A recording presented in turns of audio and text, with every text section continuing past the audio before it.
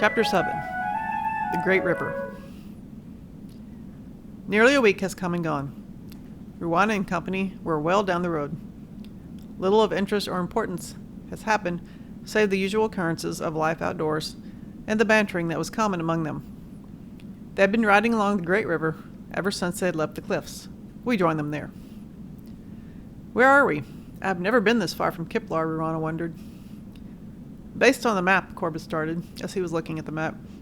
We're about 175 kurts from Kiplar. Have we really journeyed that far, Ruana thought. Strange, but it seemed as though they had only left a moment ago. At least we're that much closer to Crenn Riaeth. They rode on in a blissful silence, enjoying the view of the river and the towering snow-capped mountains that seemed to guard the cerulean waters. That is until Carrie screamed. The rest turned around and saw, to their horror, a growling wolf chasing Carrie's horse. It was angrily snapping at her ankles, but it was impossible to tell if the wolf's bites had reached their mark. Ruana, who was closest, immediately turned her horse and galloped towards her friend. The rest followed. She had drawn her bow and fired. She hit her mark, though it had not killed the beast. It gave a mournful howl and disappeared into the woods. Ruana dismounted and ran to her friend. "Are you all right?" She took hold of the horse's reins in order to calm the frightened mare. Carrie nodded. "I am not hurt, though I am a bit shaken." "Understandably," Ruana murmured. "Are you all right, Carrie?" Corbett asked, showing an unusual amount of concern for his sister. "I am not hurt," Carrie rather shakily replied. "What happened to the wolf?" "I shot it," Ruana replied, though it escaped into the woods. "I believe I want to get as far away from here as possible," Carrie said. "I agree," said Ruana. Orgy circled back. He noticed expressions on their face. "What did I miss?" The wolf limped through the woods, its dark fur now matted and stained with blood. It was in search of its leader, though it was unsure how he would take it. The wolf was sure his leader would be proud of his attack, but would not be proud of his failure to discover anything new. Suddenly, the wolf's leader, a dark, shadowy figure, emerged from the thick forest. "How did it go?" the leader asked, somewhat darkly. "I was about to jump on the brown-haired girl, but I was shot with an arrow by the black-haired girl," the wolf replied with a bit of wince. After all, the arrow was still in his shoulder. "Fool!" the leader yelled. "You are to go back after the black-haired girl. She is the one we must stop. She is the one who will—" But he stopped before the completion of his sentence. It would be pointless to explain to the incompetent wolf. It would be virtually fatal if the wolf let the girl's future destiny slip. "I shall try again," the wolf said, shivering not from cold, but from the thought of what failing his master might bring. "No," the leader said. "They will be on their guard. We must wait until a more opportune hour." "When will that be?" the wolf asked. It was wanting to redeem itself. "Soon," the leader replied. "You will be given one more chance then. If you fail, your life is forfeit. If you succeed, you will be hailed as one of the greatest of all of my subjects." The wolf bowed. "I will not fail you, my leader." The figure's eyes narrowed. "You dare not." The scenery was breathtaking. Rolling green hills went on as far as the eye could see. The mighty foaming river rushed over large, moss-covered boulders. Pines clung to the towering cliffs. Bright green grass pushed through the soil. Wildflowers gave little pops of vibrant colors. Birds greeted one another with tweeting. Squirrels frittered among the branches in search of acorns. "Welcome to the Maremesian province of Cerity," Orgy said, unintentionally breaking the spellbinding scene. "For all its beauty, it is sparsely inhabited, due to the extreme lack of good farmland, which, as you know, is the main livelihood of Mareme." He continued to talk, rather excitedly, about Cerity. But I will spare you the details of what Orgy said, if only because the province of Cerity comes into this tale only this once. I also wish to keep the majority of my readers reading. But if Cerity comes more often in another story, I will tell you about such details in that tale, assuming they are relevant. "This is the most beautiful land I've ever seen," Carrie exclaimed, completely spellbound. The others murmured their agreement. Indeed, the dragon concurred. But since he had little use for a land that was not ruled by the king, he said, "Let us be off." Orgy, rather awkwardly, took off into the cloudless, pale blue sky. "That dragon will never learn to fly right," Corbett smirked. Carrie elbowed her brother in the ribs. Corbett held up his arms in defense. "It is true." "I would like to see you do better," Carrie muttered indignantly. "Let us be going." Orgy is already over the mountain, Ruana sighed, grateful she did not have an annoying twin brother. though I honestly did not think I would mind having an older brother who was not annoying. Are you coming? Or should I fly back? Orgy's voice was heard echoing over the snow-capped peak. After a horse race between the hills, of which Ruana's mount Mayat won, they caught up with Orgy. He was trying to construct a campsite. Dragon claws are not well suited for that sort of work. This resulted in the tent repeatedly falling in on itself. Even after Orgy consulted one of his many books he carried in a large rucksack, it was still a failure. It was at this point when everyone else rode up and dismounted. Greetings. I have been unsuccessfully trying to build a campsite, Orgy explained the unconventional setup. Corbeth whispered to Ruana. We can tell. Corbeth, Ruana muttered. Let us help, she said louder. They walked over to Orgy's terrible attempt to building a campsite. Let it be noted here that the hands of humans are far better suited for the construction of tents than our claws of a dragon. After a bit of effort and disagreement, the tents were constructed. Suddenly Orgy blurted, Why today's Spring Feast? Spring Feast is a Mareme holiday which occurs at the end of spring. Its main purpose is to remind everyone that spring is ending, and that summer is beginning. Even though it marks the arrival of the hot days of summer, the holiday is one of great amusement. Well, we will just have to have our own celebration, Ruana declared, after which they had their celebration. It might not have been the most traditional spring feast that has ever occurred, but it was certainly one of the happiest celebrations of spring feast the land of Mareme had ever seen. They had several Maremesian foods, played many games. I know I explained more, but even Ruana, looking back, would now say you had to be there to get the feeling of the night. I will hopefully try to give you some sort of picture. If you've ever been on a long journey and you have a night just for fun, even though you have far more to go on your journey, you will have some kind of idea how wondrous that spring feast truly was. We will now skip to the next day, because if I have to explain further, I fear it will ruin the memory of that celebration. But unnoticed by any in their party, a pair of deep blue eyes looked on, seeing everything.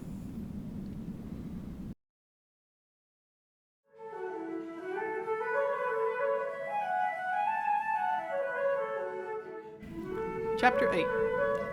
Alep. The next day they packed up and set out. After a few hours, a sudden noise stopped them in their tracks. What was that? Ruana turned Mayat around and reached for her bow and arrows. The rest followed her lead, copying her actions with their respective weapons. Who is there? Show yourself, Corbett demanded. A tall lad stepped out from behind a rather large tree. He had light brown hair with piercing, deep blue eyes. He wore the common garb for a country lad, a tan button-down shirt, a dull red vest, dark blue trousers, with faded and worn brown boots. He carried a leather knapsack that looked quite full. But despite his ordinary clothes, he had an almost princely look about him. He was calm, even aloof. Almost unnaturally calm, as if he had decided the six, including Orgy, posed no threat to him. Greetings, I am Alep. May I ask what your names are? The lad answered with a slight grin.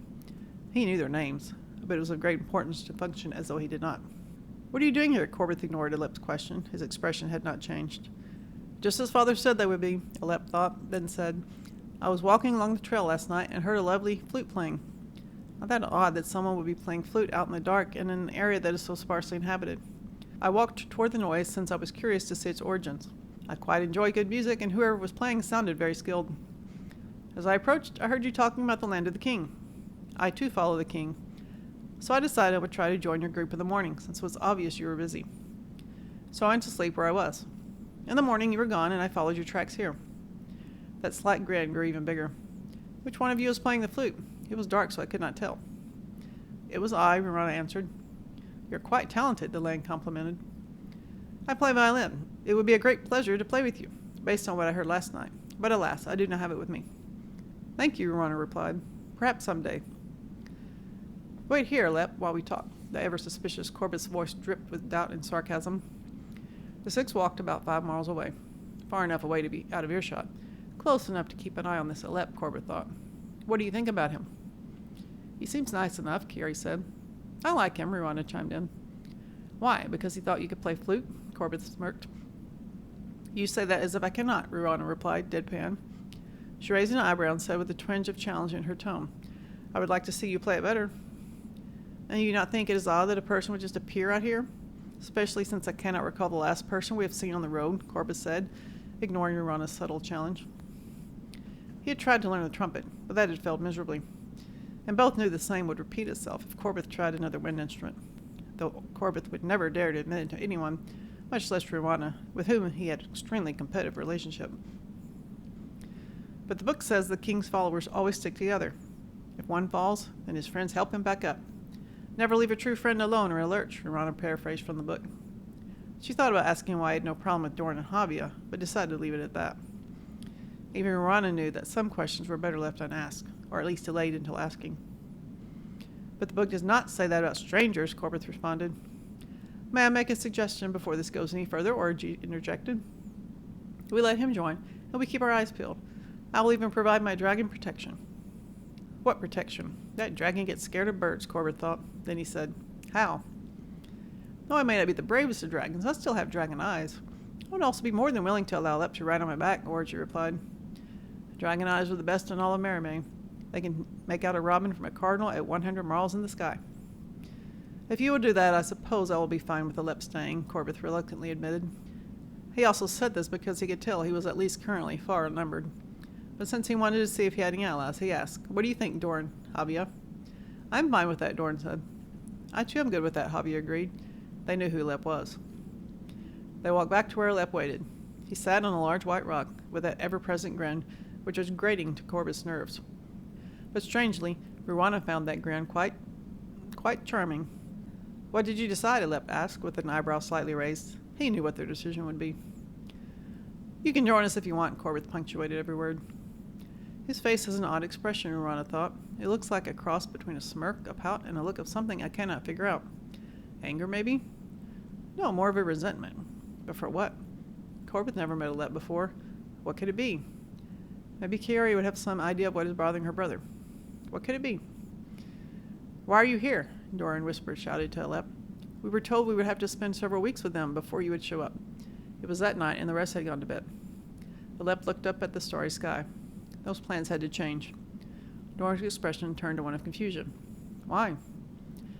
We received word from Tark and other informants that the enemy was moving, Lep revealed. He is likely preparing for war.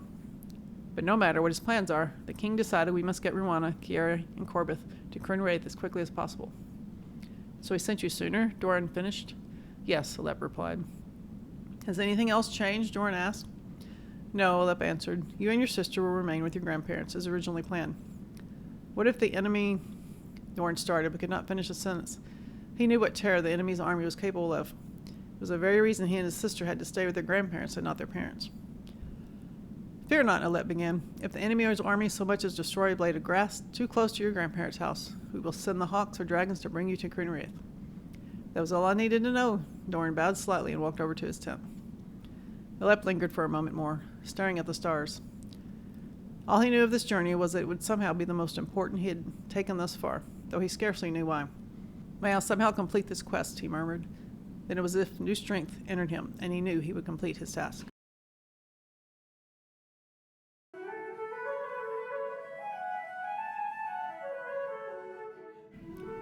Chapter 9.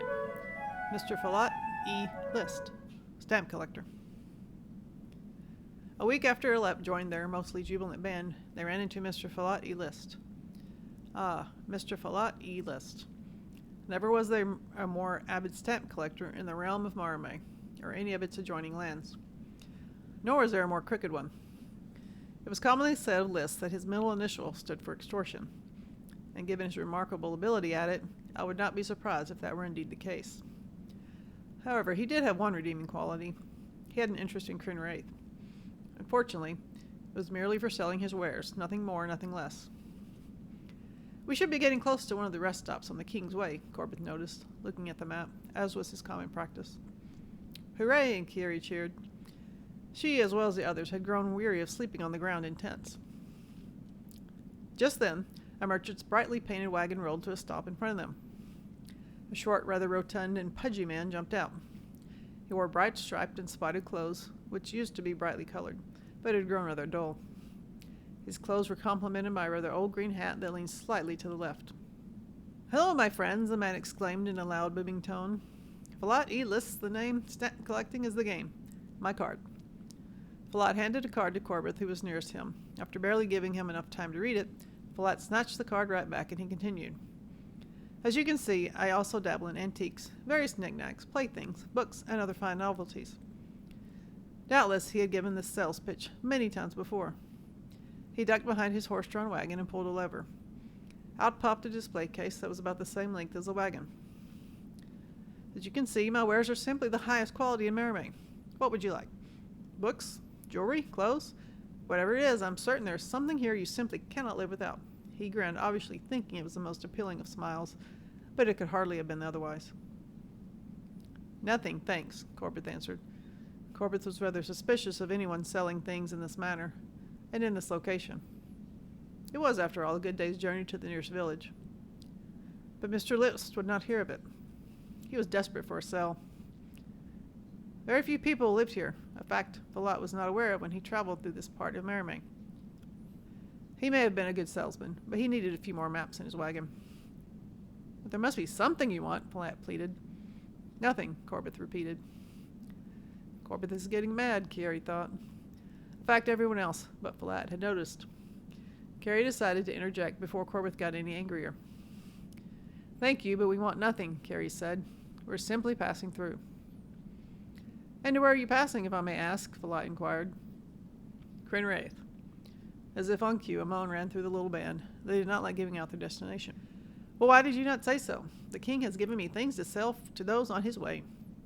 Follett lied. King Eleanor had given Follett nothing to sell. Follett flipped another lever, and out popped another case. These are the king's wares. He lied again. I gave you a special price. Now, Lep had given little mind to the salesman before now. He and Ruana had in fact been standing a good distance away from the rest, but at the mention of the king's wares, he started to pay more attention. At first he thought he had never seen Follett before, but then he knew he had. He was the man who was so interested in Dissette, Lep thought, recalling his now missing horse. He studied Follett's horse as best he could. Dissette, he thought. Then all the pieces fell into place, and he correctly guessed who Follett was and what had happened to his horse. All of this had happened in a matter of moments. No, we want nothing, Alep spoke with a voice of authority. Alep? Ruana asked. He had never spoken like that before. Follett's eyes bulged. It's you. It is you. He screamed and ran away as fast as his fat, stubby legs could carry him. It was almost comical watching the little fat man run like that. All eyes were on Alep. He walked toward the wagon, which Follett left. He unhitched the horse and walked back.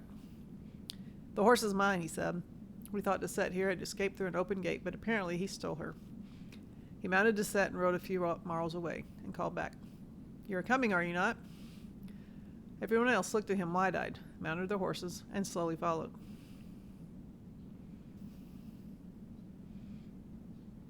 That night they got a semi-explanation. Everyone was a little unnerved. Finally, Ruana broke the silence. Why did you... she started. Follett is a con artist. He cheats people out of their hard-earned coin just to line his filthy pockets, Alep answered, with an angry look on his face. He crumpled a wad of paper in his hand, though I had no idea he'd stolen my horse. Why did he say it's you? Carrie chimed in. Alep bit his lip and dropped his gaze. He could not reveal the full truth. Not now. That is a long story. Too long to tell tonight. Whatever you wish. Carrie hoped her doubts were not heard in her voice. Excuse me. He walked off to his tent. Everyone felt even more unnerved. Who really was Alep?